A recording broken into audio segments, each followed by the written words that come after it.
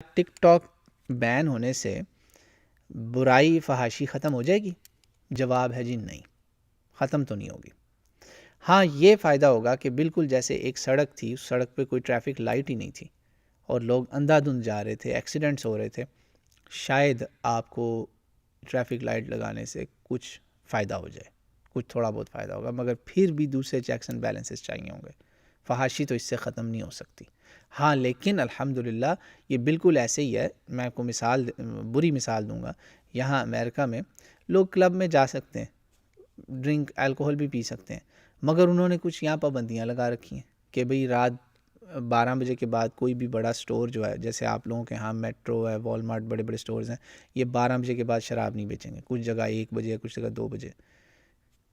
اور اگر کوئی لے کے جائے گا تو وہ کاغذ کے لفافے میں لے کے جائے گا، بوتل دکھاتا ہوا نہیں لے کے جائے گا۔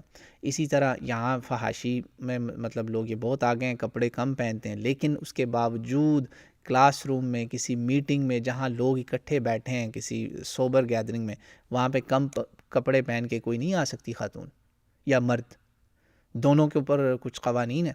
اسی طرح لڑکا لڑکی ان کا جیسا مرضی گندا جنسی تعلق ہو، حرام تعلقات جو ہوتے ہیں، وہ پبلکلی یہ کام اگر کریں گے زنا، تو وہ جیل میں جائیں گے۔